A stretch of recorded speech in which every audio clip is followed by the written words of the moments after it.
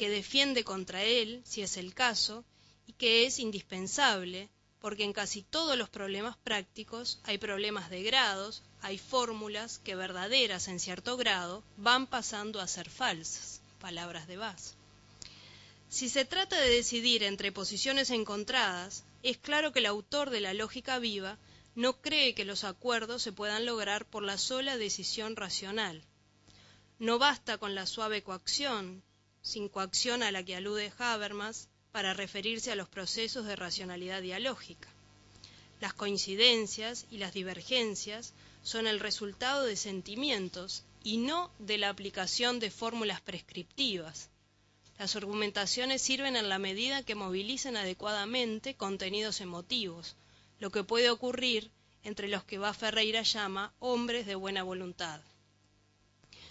Estos sujetos son el resultado del progreso evolutivo que da lugar a la aparición y desarrollo de individuos de una subjetividad, estimaba Ferreira, crecientemente rica, compleja y sensible a una pluralidad de valores, sin los cuales no hay acuerdos posibles que permitan progresar en las cuestiones más importantes. La lógica viva no espera que su desarrollo posterior pudiera dar lugar a algo semejante a una teoría de la argumentación. Su estructura no sistemática, su preferencia por las ejemplificaciones, hacen a la naturaleza del mensaje que pretende transmitir. Creo que Corti lo expresará muy bien al comparar sus recomendaciones con señales de tránsito preventivas. De lo que se trata es de tener cuidado, de no caer en las trampas generadas por las esquematizaciones conceptuales, de desbrozar el camino, no para lograr así sin más alcanzar la meta, pero por lo menos para ayudar a evitar perdernos o desbarrancarnos.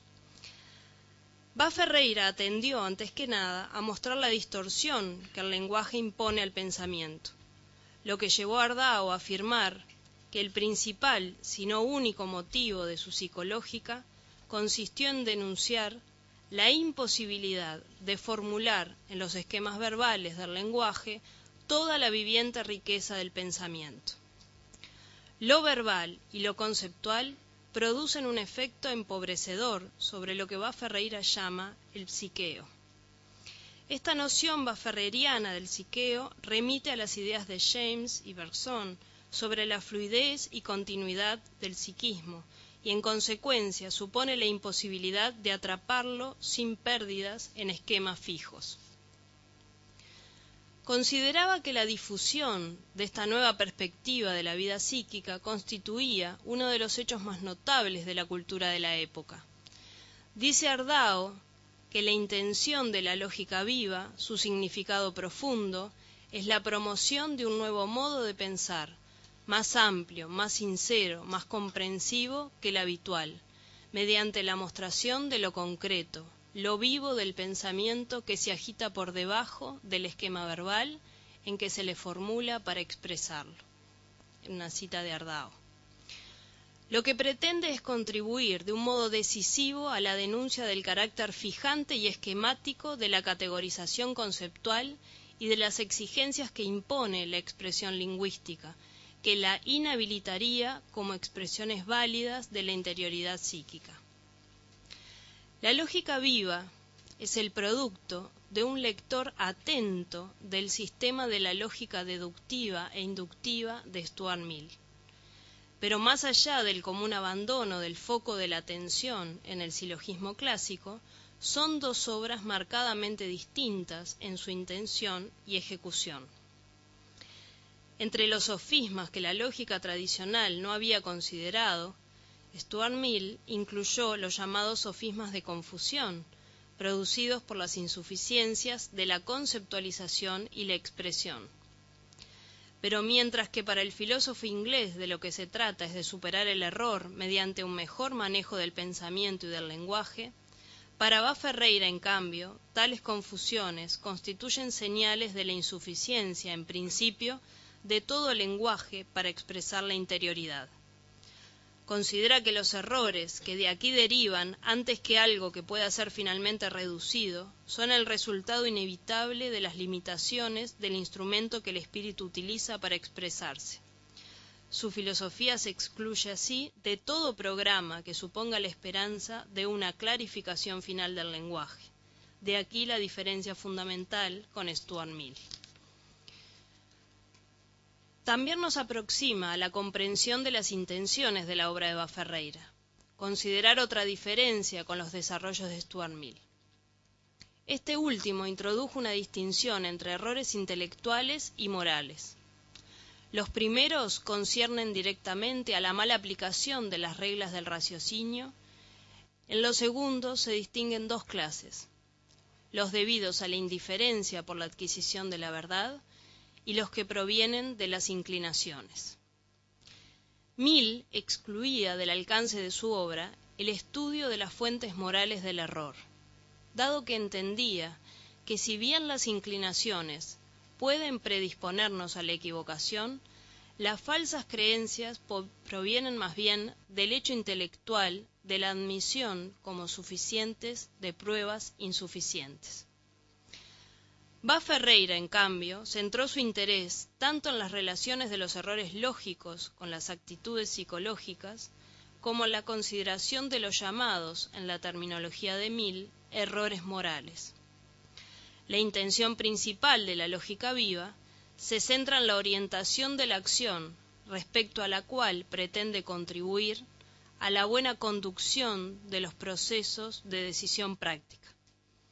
En este caso, más que contener in nuce una teoría de la argumentación, consistió en el esbozo de una ética de cómo conducirnos en las discusiones. Es así que dirigió gran parte de su esfuerzo a la determinación de las exigencias de los procesos de decisión en asuntos que en un sentido amplio son de política y ética social. Según Baferreira, la fluidez tanto del mundo externo como de la corriente del pensamiento resultan inevitablemente traicionadas por la unificación y esquematización conceptual.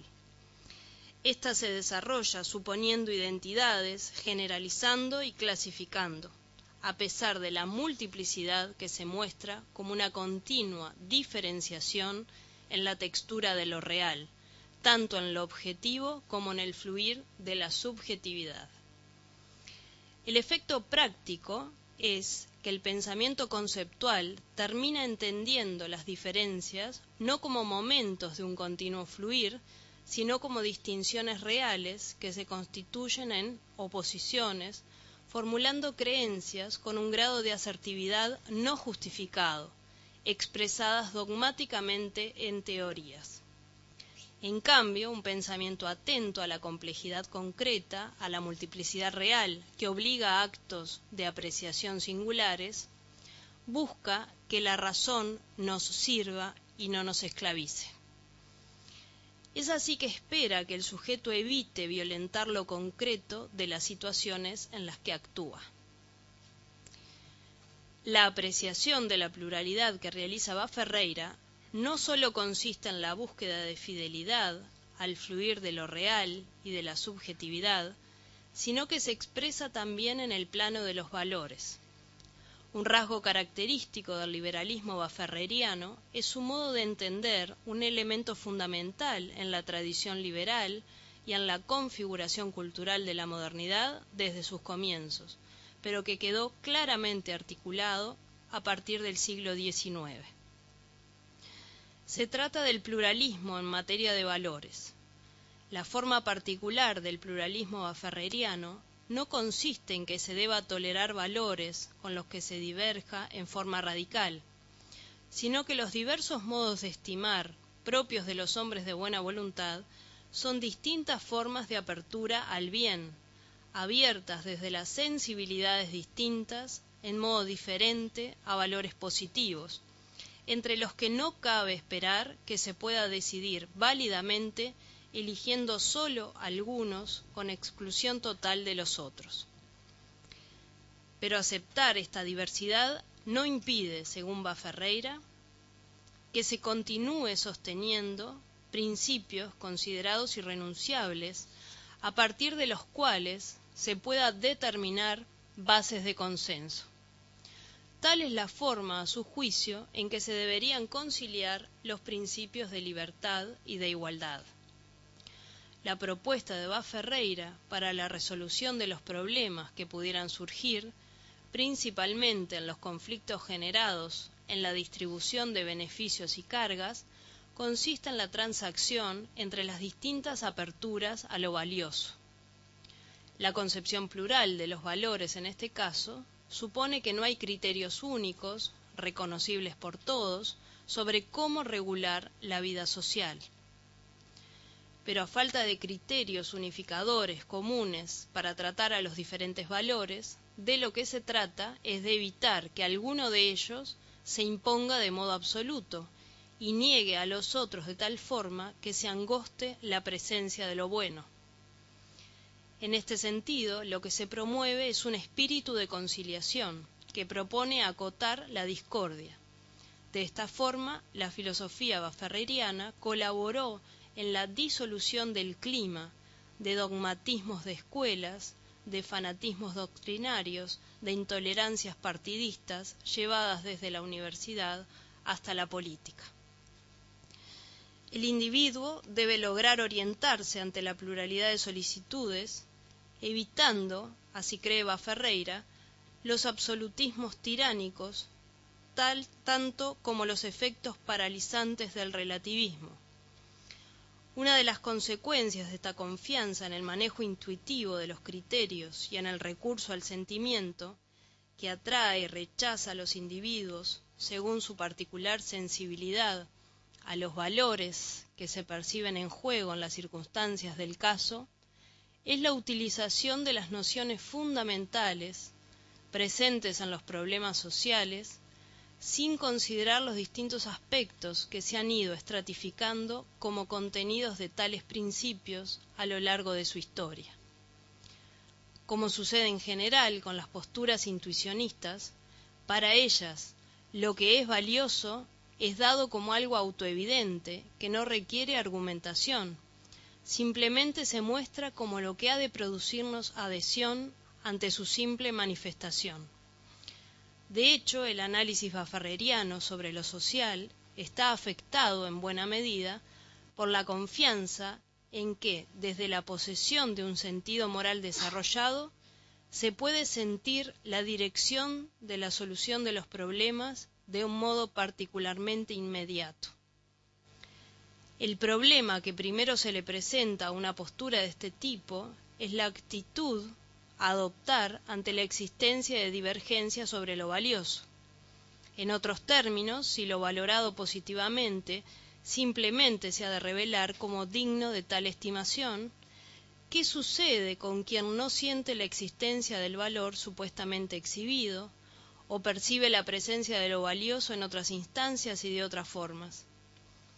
Bá Ferreira desarrolla una estrategia comprensiva, puesto que espera que los hombres de buena voluntad entiendan que, dado que nos encontramos ante distintas formas de lo bueno, de lo que se trata es de procurar conservar todo lo bueno de estas distintas formas y así evitar pérdidas, buscando las coincidencias que permitan mantener lo esencial.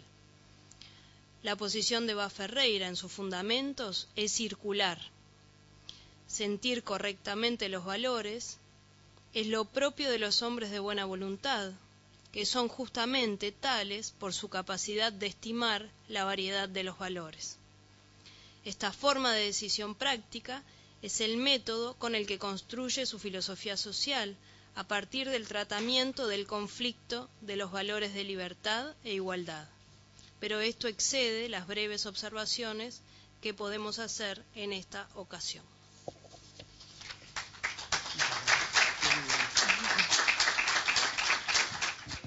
Gracias. Veamos. De acuerdo con la lectura que propone, diría que la lógica viva propone una especie de ética dialógica.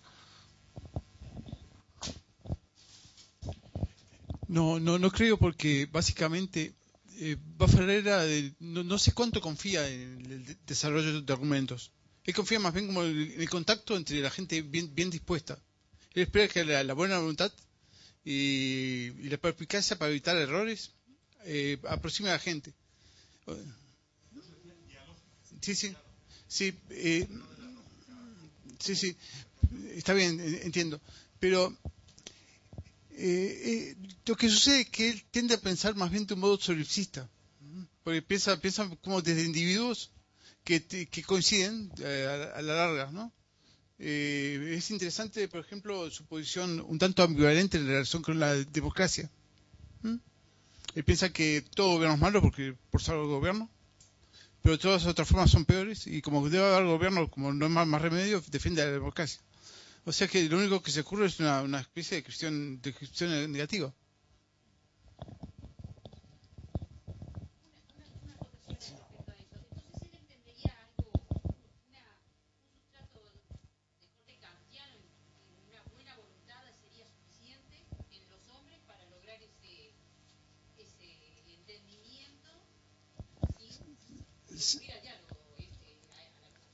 Sí, pero en todo caso la idea de la buena voluntad de él es muy distinta a la de Kant, muy distinta. Pero hay algo en el hombre, sí, sí. para él hay algo en los hombres de buena voluntad que los hace aptos para lograr ese...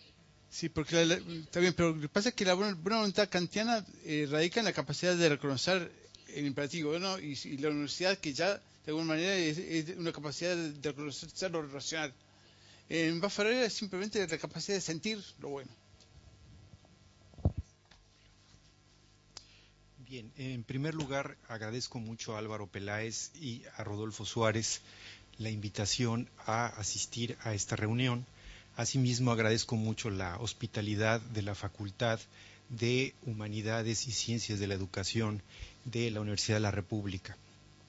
Una advertencia, además, una advertencia que siempre hacen los filósofos antes de decir algo, en mi caso soy historiador, es nosotros integramos un grupo interdisciplinario de historia intelectual que se ha planteado como uno de sus proyectos hacer una historia o reflexionar sobre una historia de la filosofía en México. Entonces, mi perspectiva es la perspectiva de un historiador, no la de un filósofo y menos la de un lógico.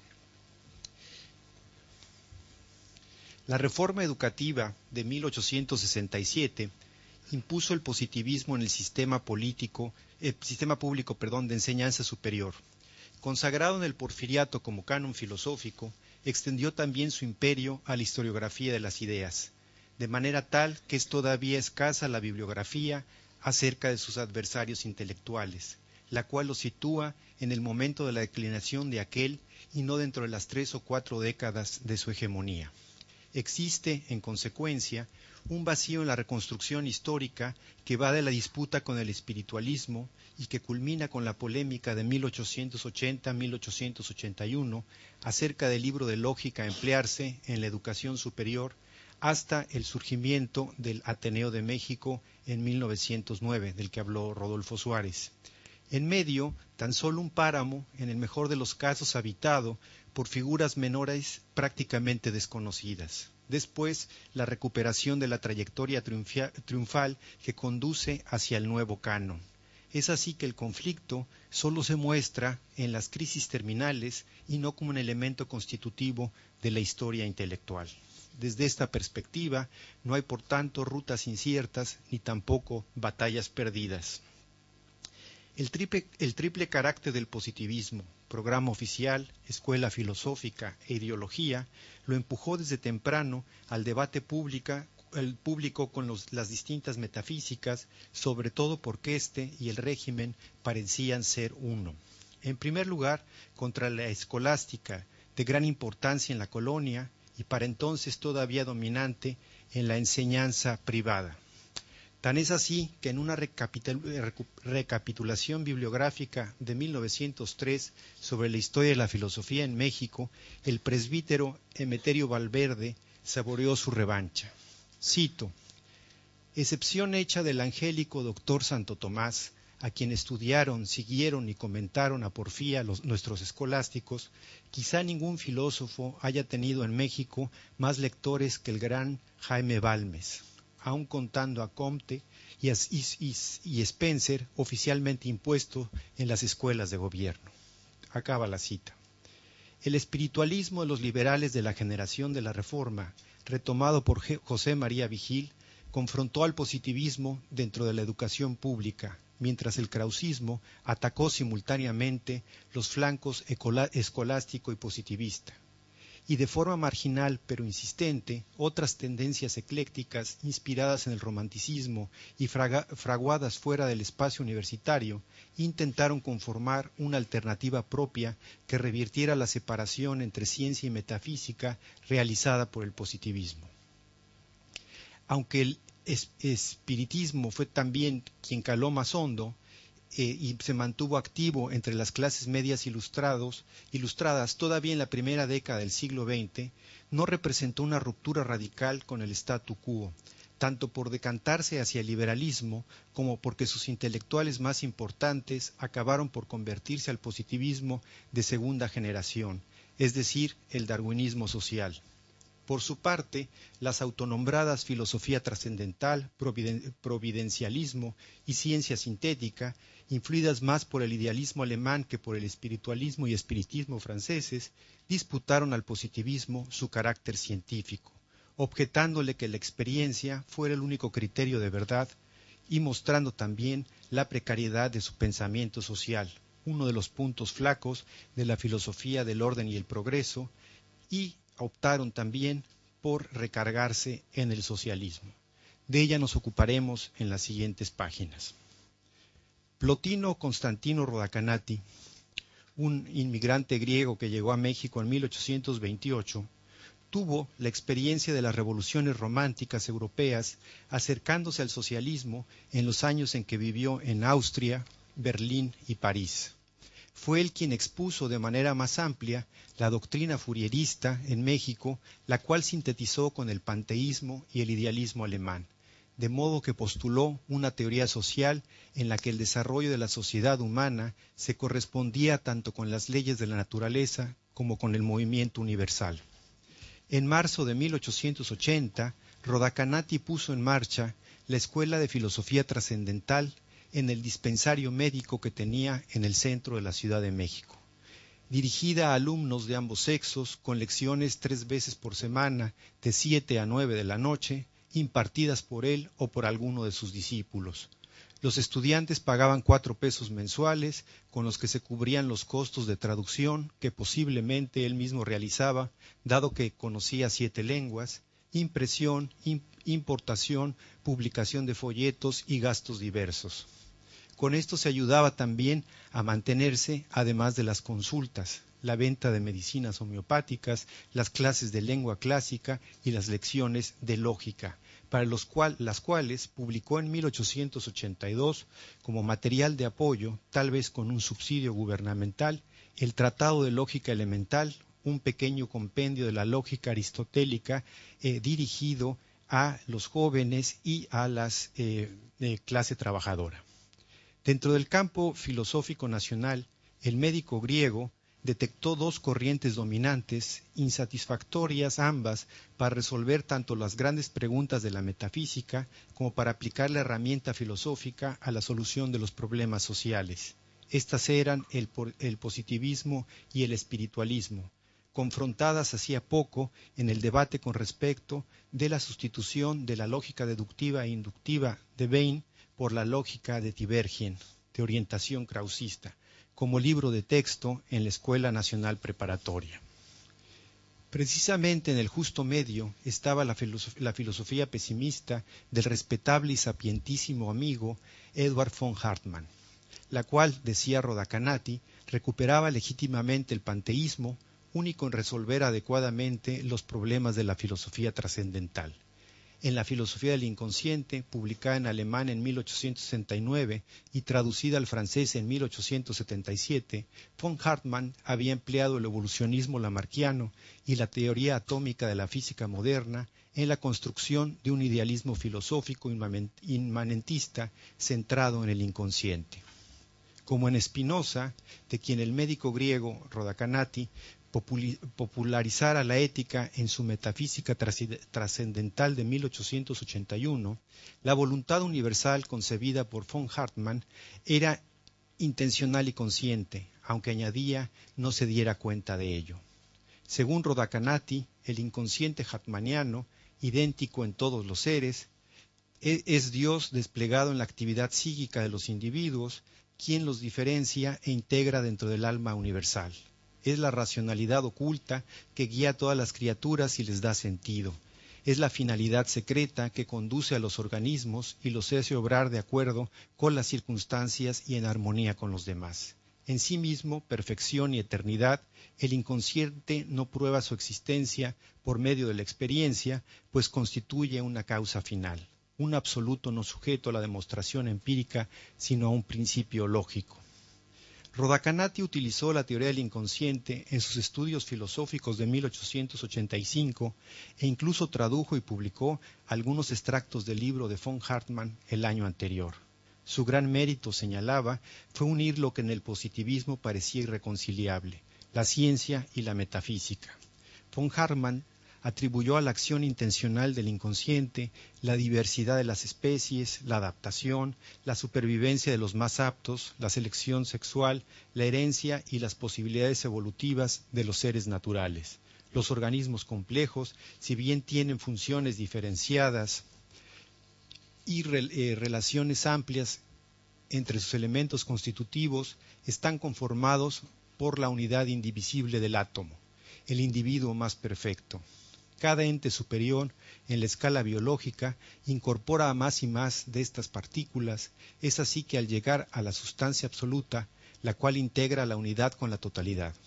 Hechas estas consideraciones, el médico griego pudo desechar las explicaciones positivistas centradas en la fisiología, dado que el cuerpo no funciona con independencia del alma, reconocer a Dios en cada una de las criaturas existentes, que en realidad son el mismo, que es causa de todo lo real, asumir también la naturaleza necesaria y unitaria tanto de las cosas como de las entidades y procesos, e integrar a los individuos particulares en la teleología del cosmos. A grandes rasgos, esto fue lo que Rodacanati llamó filosofía trascendental, la cual hizo que el censor de la filosofía de la época, el presbítero Valverde, dijera que a falta de mejor lugar que en su reseña histórica, de la filosofía mexicana, Rodacanati quedara colocado como uno de los escritores excéntricos.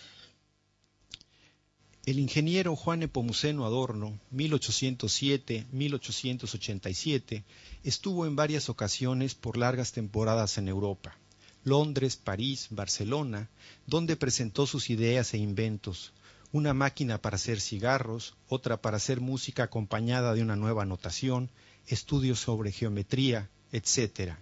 Esto por no mencionar las grandes obras e innovaciones tecnológicas que propuso introducir en México: desecación de lagos, un ferrocarril de alta velocidad, una máquina para limpiar alcantarillas y un carruaje blindado, entre otras. O las medidas que planteó para sacar al país del atraso y afianzar la estabilidad política, aplicación de las alcabalas, inmigración extranjera, fortalecimiento del Ejecutivo, creación de monopolios estatales, etc. También se dio tiempo para la meditación filosófica, legándonos un catecismo de moral y los 2 volúmenes de una teodicea. Junto con la geometría, en su introducción a la armonía del universo, publicada en Londres en 1851, expuso al público europeo el Museo de la Naturaleza, constituido por la geografía americana, sin dejar de llamar la atención acerca de los problemas por los que atravesaba México. Esta vez Adorno no abordó la moral, la religión providencial y la psicología, temas que desarrollaría posteriormente en su Catecismo de la Providencialidad del Hombre, publicado en 1862.